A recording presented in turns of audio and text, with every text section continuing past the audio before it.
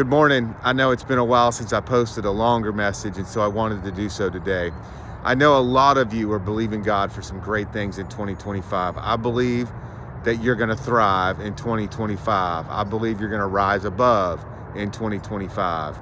Depression is going to flee in 2025. Finances are going to be set free in 2025. New businesses and old businesses are going to rise in 2025.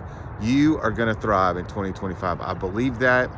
And if you don't believe that, maybe start believing that. Start speaking that over yourself. Start praying it. And it's going to come to pass. But this morning, I was in Genesis. And I was reading the story of Joseph. And man, what a story. And I didn't even get through the whole story. But I wanted to just share a few thoughts about the story of Joseph. So Joseph has a dream. Many of you have a dream. Many of you have had a dream for years that has not come to pass. Maybe you've told people about it. Maybe you've bragged about it. Maybe you've planned for it, but it just hasn't come to pass. But you have a dream. Many of you have a call in your life. Many of you have gifts and talents you're not currently using. I'm just going to wrap all those together. So Joseph has this dream. His brothers are bowing down to him, and arrogantly he goes and tells his brothers about it. His brothers hate him. He was the most loved by his father. They sell him into slavery, but here's what happens real fast. He gets sold into slavery, and Potiphar finds out that God's all over him, and he's got gifts and talents, and no matter whether he's imprisoned, he's a slave, it doesn't matter. Joseph uses his gifts and talents for the Lord. Everything he does is he does unto the Lord. And so Potiphar promotes him. And before you know it, he's over everything in Potiphar's house. Temptation comes upon him and he fights it off with Potiphar's wife. Every day this lady's throwing herself at him, and he says, no, I can't do it. I'm here to honor God and Potiphar.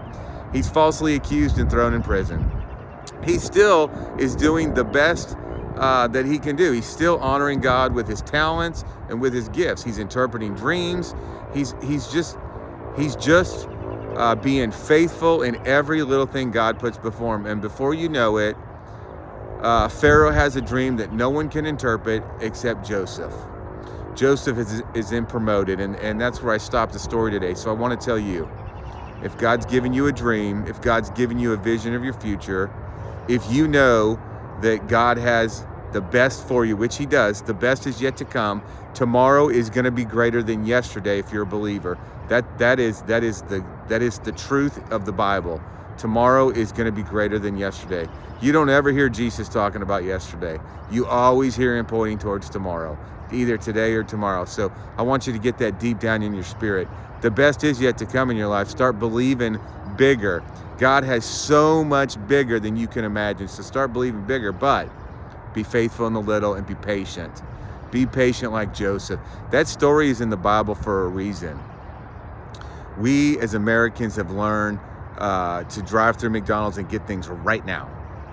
And when it comes to your purpose in life, what God has for you, your relationships, your finances, your breakthroughs, your healing, we want it right now. And that's not the way God works. God has perfect timing, and God's timing is always perfect. So I want to encourage you today, be patient. Be patient. Just keep believing God for the best. Just keep speaking that over you. Speak it over your spouse. Speak it over your children. If your children are lost and you've been praying for them, speak it over them. Pray for them. The best is yet to come. And so that story of Joseph's awesome. Go read it. But I just want to encourage you, be patient, be faithful in the little, no matter where you find yourself. You might find yourself falsely accused. You might find yourself demoted. You might find yourself kicked out of the house. You might find yourself in the doghouse. Be faithful in the little and let God's timing work itself out. Because if you do, greater things are ahead for you. Things you can't even imagine. I love you. God bless you.